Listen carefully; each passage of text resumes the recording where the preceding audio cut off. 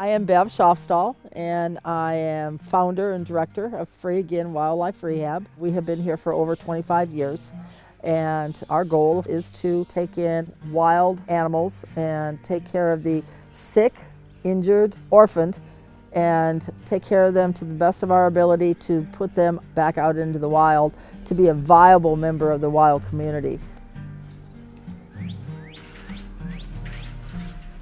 Free Again is strictly volunteer run, myself included. We have no paid staff, so we rely very heavily on our volunteers. We probably have about 25 to 30 volunteers. Most of our volunteers put in more than the 3 hours though. We have several that come a couple of times a week, so without them we would never be able to do what we do.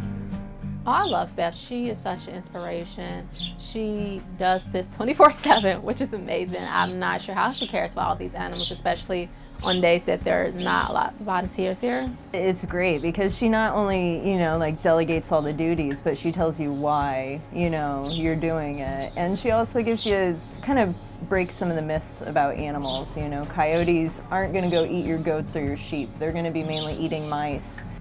She's very direct, whenever you're making a mistake, which is also, I think, really wonderful because what we do is important. So we have 3, 4, 5. Great horns.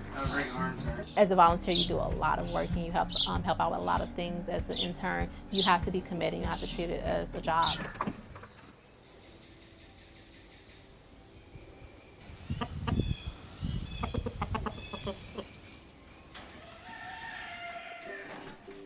The duties that the volunteers help us with are as varied as the time schedules they come in at. First thing in the morning, everybody wants to be fed, of course. During baby season, that takes priority because they have multiple feedings. Not only do we have to feed the babies, we also have to care for all the permanent animals and all the injured animals that come here.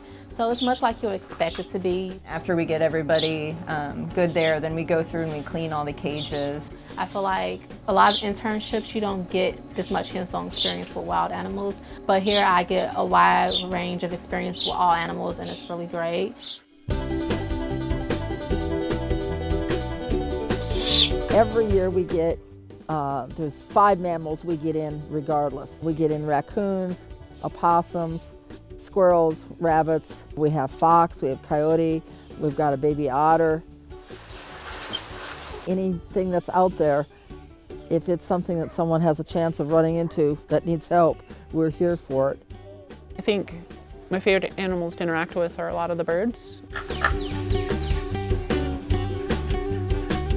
They all have this interesting personality to them, and it's the same really with the raccoons. But in addition to the birds of prey, we do have a few unusual mammals as well. We do have a resident bobcat that is a permanent, that was a confiscated pet. We also have both a fox that was probably domestically purchased. He is an odd variation of a red fox. He actually is almost completely black. We also are in possession of a confiscated serval.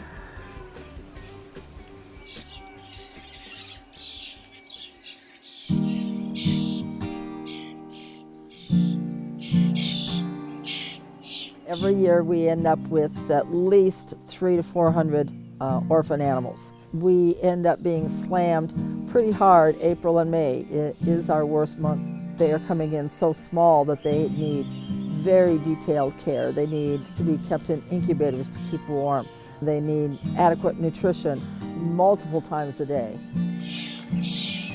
We have a number of different formulas that we'll mix for possums, and squirrels will get a particular formula. We'll feed the babies usually one by one, picking them out and giving them usually a syringe of some sort of the milk. Then we potty them, so just like what their mother would do, in the natural world.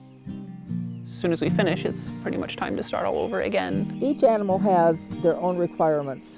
They can be quite varied. So our feeding schedules literally go from the time that someone gets up in the morning to easily well into the middle of the night. Yeah, I think Bev at night, she sleeps here in the chair and gets up at 4 in the morning to make sure they get fed.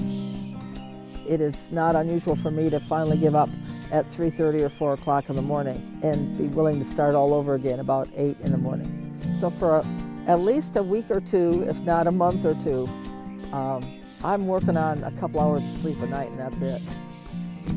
They warned us about baby season before baby season came, and I'm like, it couldn't be that bad. And then baby season came, and I realized, oh yeah, it can be that bad. Everything has to be hand fed, and there's on a schedule, so if you miss feed, honestly, a lot of things die, so you realize just how important it is to feed things on time.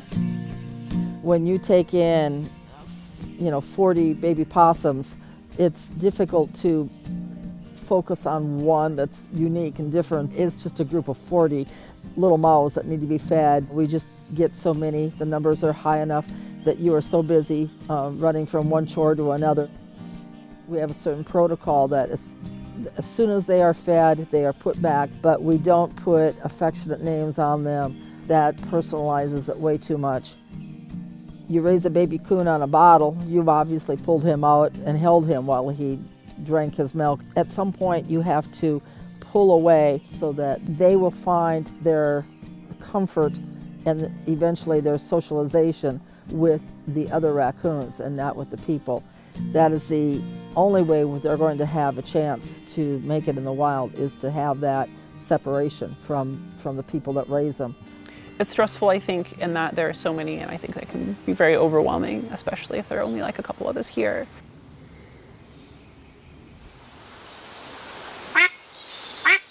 If you don't have anything to do and you really want to get experience with animals, come here. We can always use the help. You get to work with so many different animals. You have things here for everyone. So if you're interested and you're wondering, you should just definitely come and check it out.